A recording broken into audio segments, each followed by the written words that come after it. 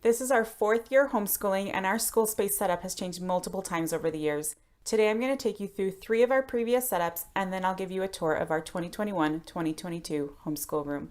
Hi there, I'm Elaine from On the Same Page Together.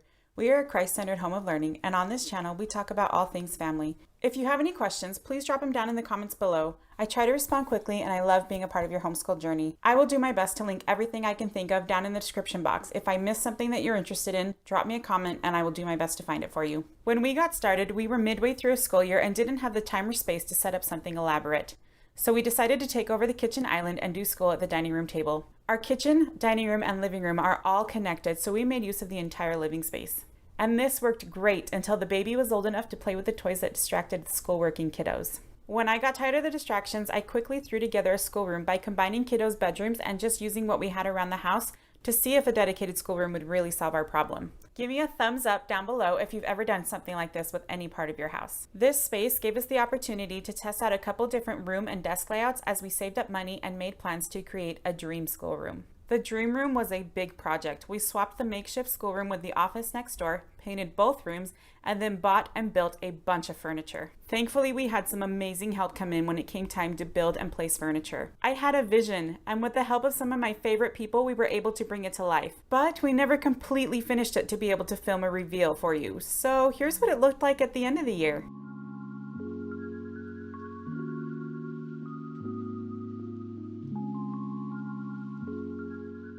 Here's our bookshelves. This organization setup worked out great. We ended up with, just some books laying out.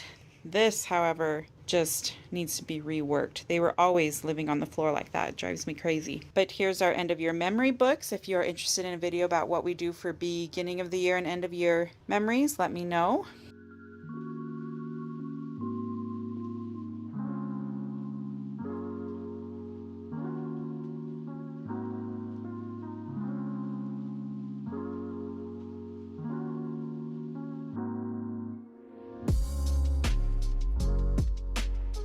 Now this space, I bought them pillows, got it all set up. This is what it looks like most of the time. They trample the pillows. They don't even really use it for a reading nook. Oh well. Closet, here we go. This space ended up being a play space because all of the items were in here. So if I could make a change in this room, it would be to move this out here, to not have done this, and to let this area be the play space rather than getting closed off in here. But other than that, we have the shelves here, and they have regular extra stuff that comes in throughout the year. Here we have the puzzle up here because we lost California. Hopefully we'll find them soon. This closet worked out really well for storage.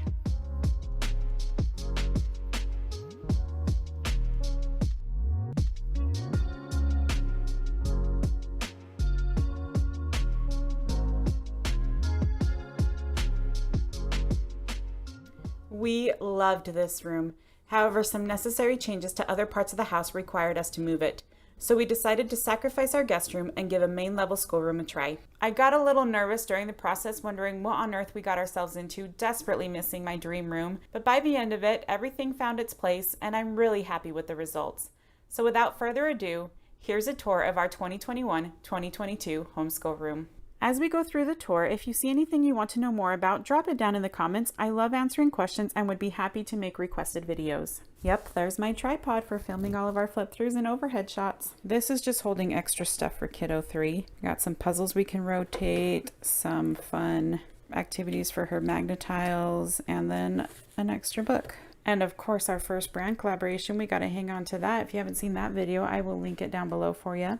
We've got our paper roll and our scrapbook paper. Over on this shelf, we have our next level of curriculum that we will be going into. And we have our laminator, our lamination pockets, page protectors. Coming up, we have paper galore. If you're wondering, we have not found California yet, nor have we found Vermont and New Hampshire, though they were one piece together. At least they're not by each other. And the benefit of these pieces all being their own state shape Means we can still use the puzzle. Here on this shelf, we have our library books. We have all of the ones we have checked out and are going to use here. And when we are done with them, we put them in the bin so that they can go back each week. Over here, we have our diffuser and some oils, and we have a variety of brands here from whatever we have accumulated them from. But I will say that Eden's Garden is one of my favorite brands because they're super affordable and they have a great kid line. I just really love these ones. If I'm buying it myself and having to go on a website, Eden's Garden is my winner. I will link that down below for you.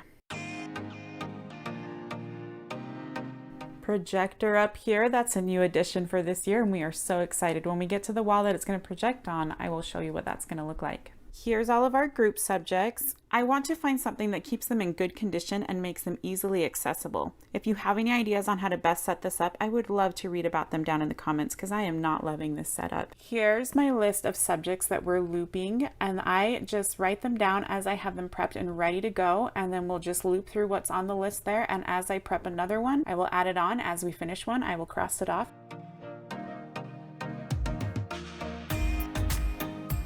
Up on top here, we just have a bunch of fun games and activities that we can pull out anytime we want.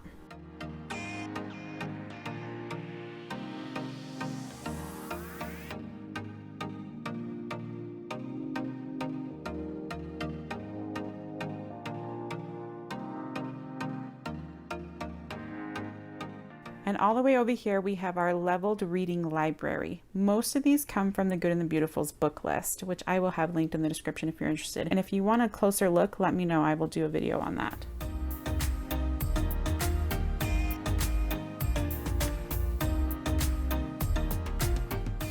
Okay, here on the wall, we have our solar system up at the top, our decor on the sides, our Kanban boards at the bottom.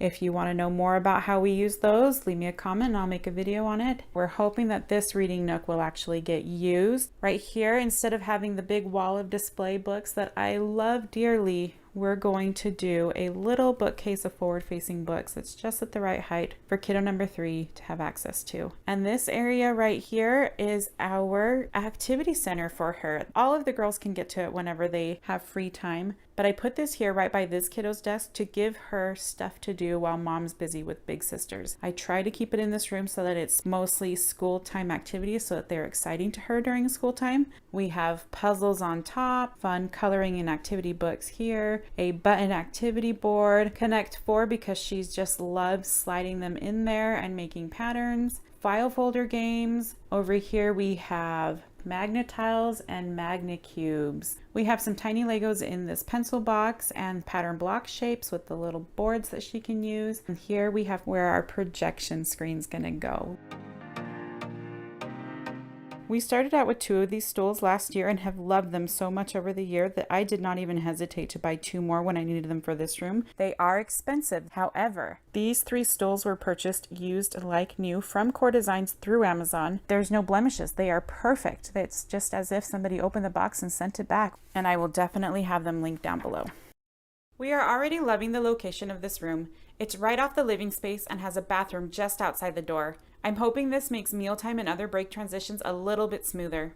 Tell me about your school space. Do you have a dedicated schoolroom or a multi-purpose space? What would your dream school space look like? Let's chat in the comments below. Subscribe if you haven't already. Here's a video that YouTube thinks you'll like, and check out these playlists for more on homeschooling, food, and homemaking. Just click on one of these and I'll see you over there.